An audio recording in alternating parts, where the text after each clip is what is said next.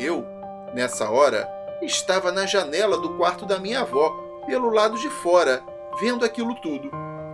Ela gritava: "Sai em nome de Jesus!" E de nada adiantava. Minha mãe ria cada vez mais, dizendo: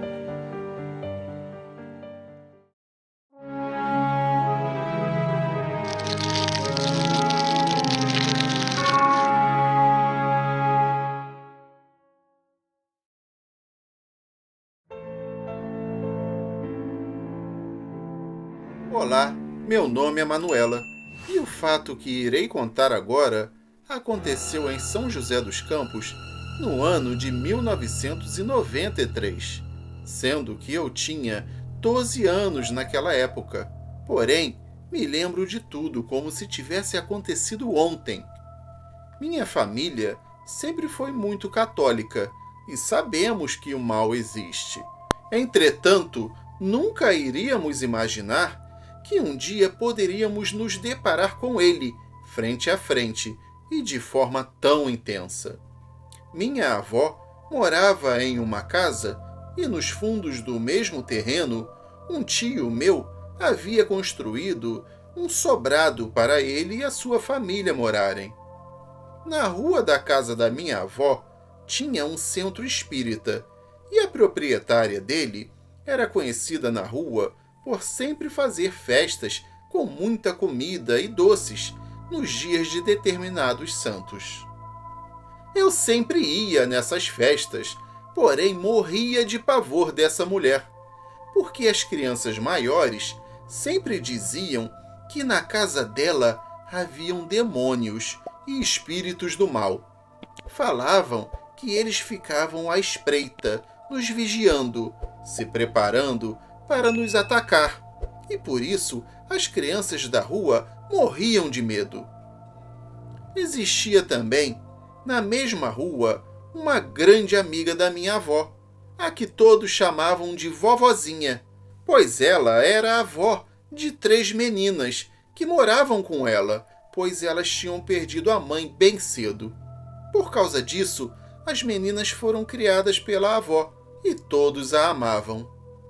Ela era espírita, porém kardecista, e sempre estava de roupas brancas.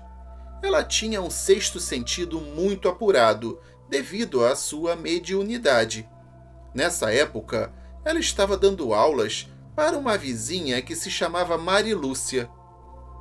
Tudo começou quando uma outra vizinha, que morava de frente à casa da minha avó, pediu para minha tia, a que morava nos fundos do terreno, guardar uns armários de cozinha em um quarto vazio que existia na casa, alegando que a filha dela se casaria em breve e não tinha onde guardar os móveis até o casamento. Minha tia aceitou sem problemas e, como é de costume, devido à sua curiosidade, ela abriu as portas dos armários para ver como eles eram por dentro e tudo mais. Desde o dia em que estes armários chegaram à casa da minha tia, a vida de sua família nunca mais foi a mesma. Minha tia e suas filhas, que na época eram bebês, passaram a ficar sempre doentes. E o meu tio não tinha mais ânimo para nada.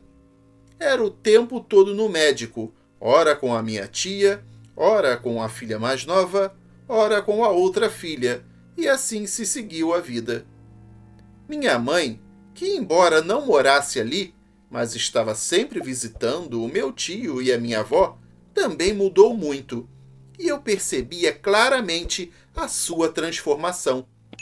Ela passou a beber cachaça pura, coisa que jamais havia feito na vida.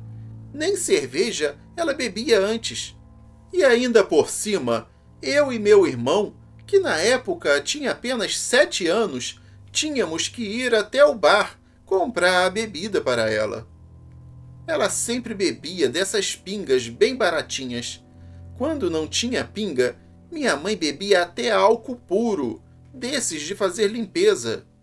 Era muito difícil para nós vermos nossa mãe bêbada pela casa.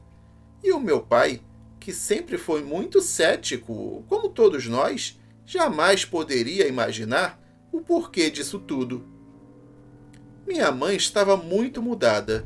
Fazia comidas estranhas que ela não tinha o costume de fazer.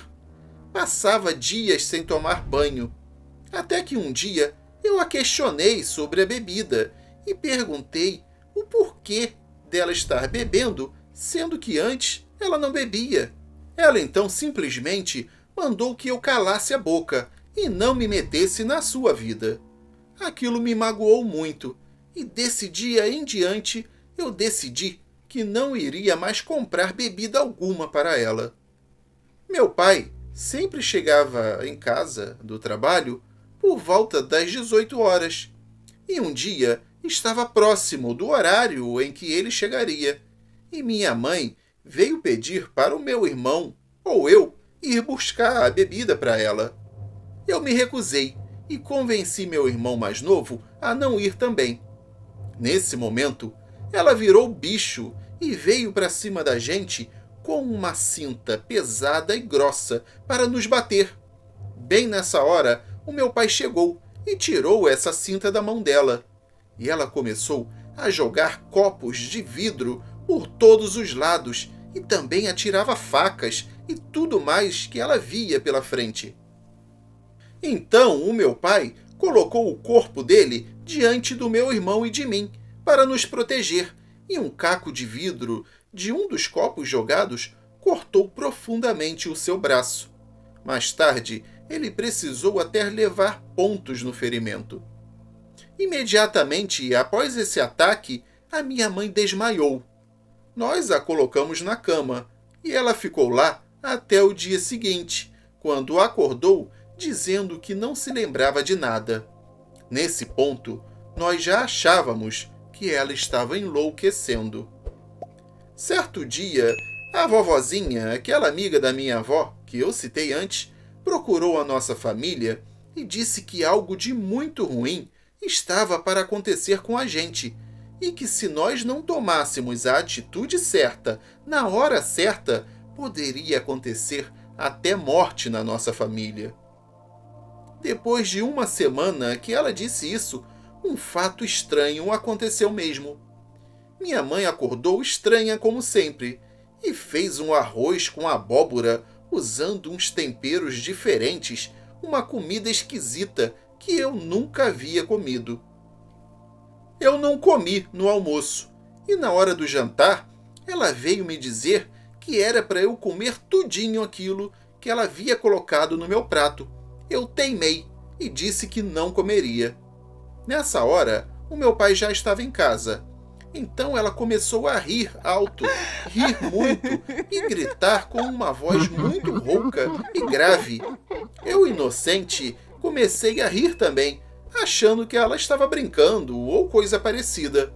Até que eu percebi que aquilo não era brincadeira. Eu me assustei muito, porque ela começou a gritar, dizendo que queria o arroz branquinho dela, e também ficava perguntando onde estava o seu coelhinho, e coisas estranhas assim. A gente nem tinha bicho nenhum de estimação em casa. Eu só sei que no desespero, meu pai a colocou no carro e fomos todos para a casa da minha avó. Minha mãe dormiu durante o trajeto, e chegando lá, o meu pai a pegou no colo e a acomodou numa cama extra que havia na casa. De repente, ela acordou e começou a se debater, como se estivesse possuída mesmo.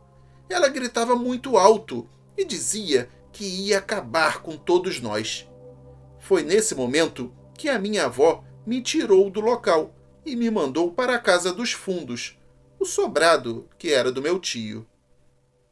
Nisso, duas vizinhas que ajudavam a cuidar do centro espírita que havia na rua apareceram e tentaram ajudar, segurando as pernas e os braços de minha mãe, até que ela se acalmasse.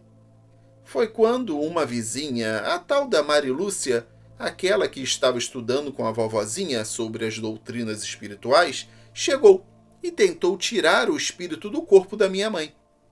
Eu, nessa hora, estava na janela do quarto da minha avó, pelo lado de fora, vendo aquilo tudo.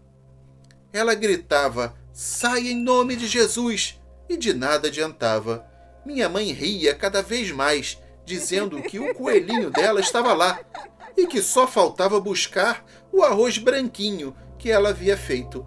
Ou seja, ela não falava coisa com coisa. Exatamente quando a situação estava ficando mais feia, repentinamente a vovozinha entrou no quarto.